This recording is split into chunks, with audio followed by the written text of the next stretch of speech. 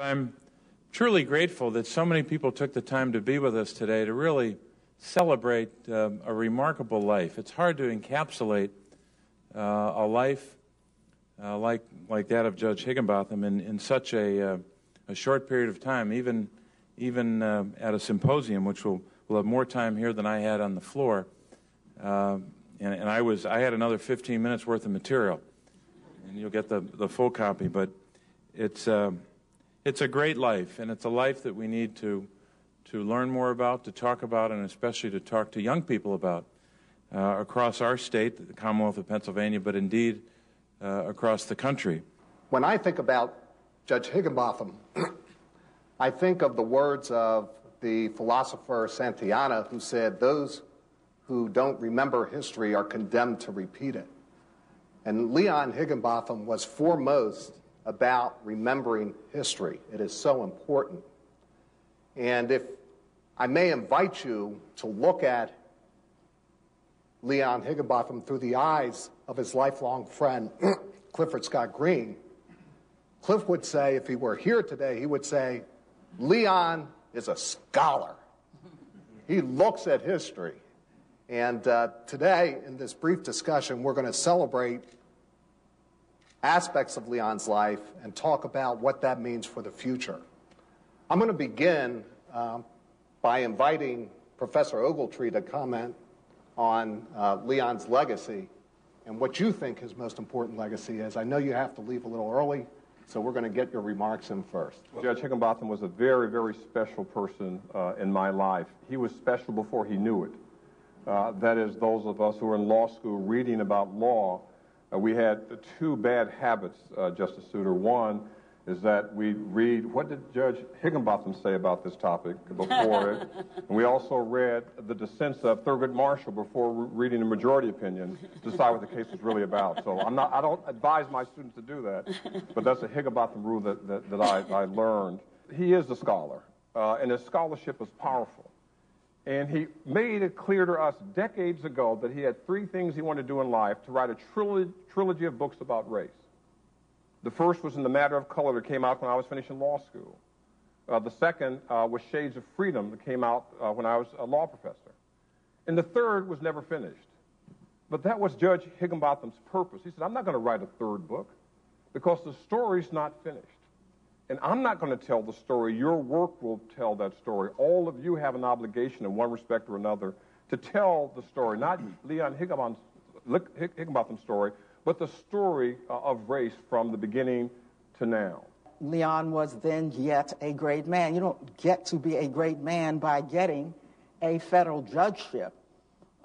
You get to be a great man by doing something with it and doing something with your life. And that, by the way, was how he and I got started. That is evident in his opinions. That is evident in the way he researched his speeches and in his desire to speak freely as a man, not a judge, but as a black man today. You can't do that as a federal judge. He needed to do that. And he needed to do it not simply as an advocate. He could have gone off and made speeches, made gazillions of dollars. But he needed to do it in the Higginbotham way. You want to know whereof you speak. He was clearly our dean. He was clearly our leader. And he had taken the time to really forge a master, plan of litigation. And it was that kind of strategy, that kind of strategic thinking, that kind of giving of himself, that kind of encouragement of the young, that kind of belief that he had to be part of not only responding to that case, but also he had to be part of energizing a new generation of civil rights litigation leaders. It was just amazing. He made it about more than himself. He made it about all of us. And I think that there is no more precious gift that anyone can give, that anyone can bestow upon all of our nation than this incredible gift of himself. Thank you.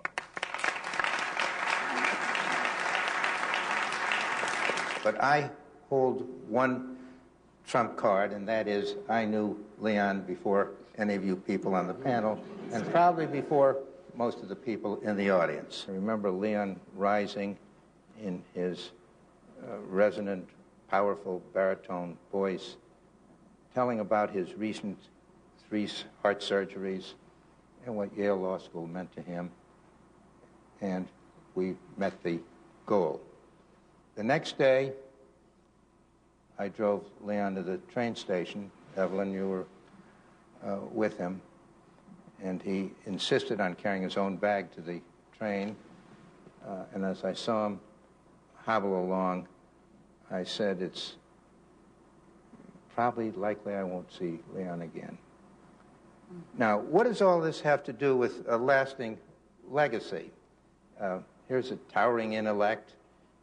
Here's someone whose scholarship, both in judicial opinions and in the law, was so unusual. Here's someone who had national and international acclaim, someone who had an unremitting commitment to the struggle for equality, and particularly as it was directed towards race or gender or physical disability or economic status or class. All of that is wrapped into his legacy, but surrounding it is this humanness, this decency, this thoughtfulness, this making available to everyone a sense of dignity, and his preserving of friendship from the time it was formed forever.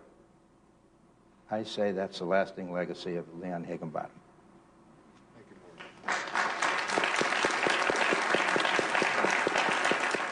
As I hear the comments, you can feel Leon Higginbotham's presence in the room.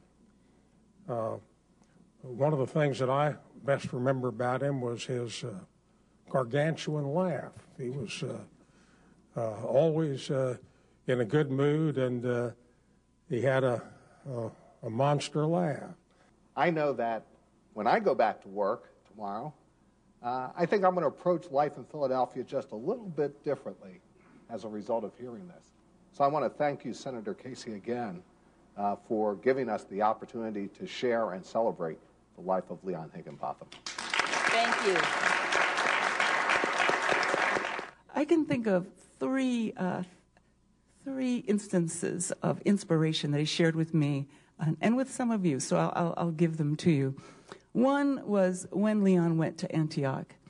And when Leon went to Antioch after he had left Purdue, he told the story that he saw the statue of Horace Mann, and written on the statue were words that said, "Be ashamed to die unless you've done something victorious for humanity. Be ashamed to die."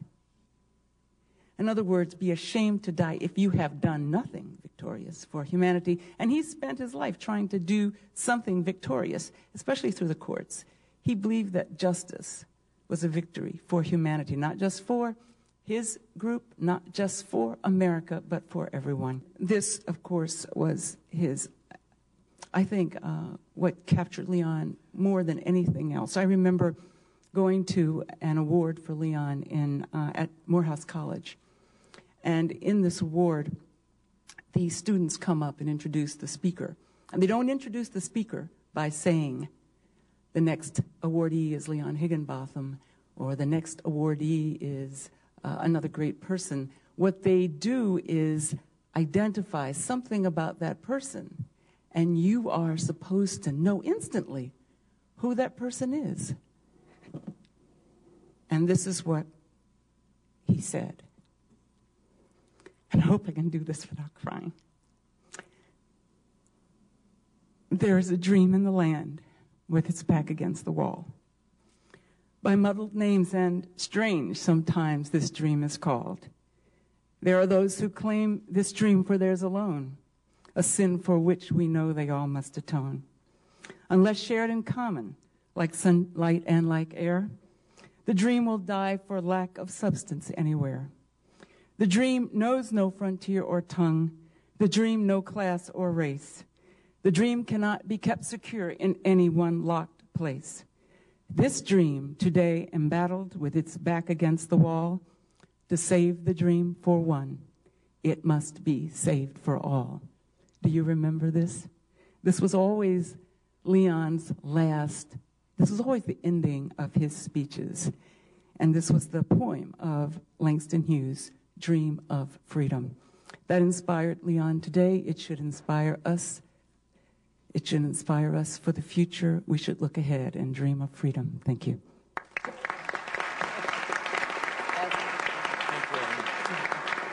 you so much. Evelyn, thank you.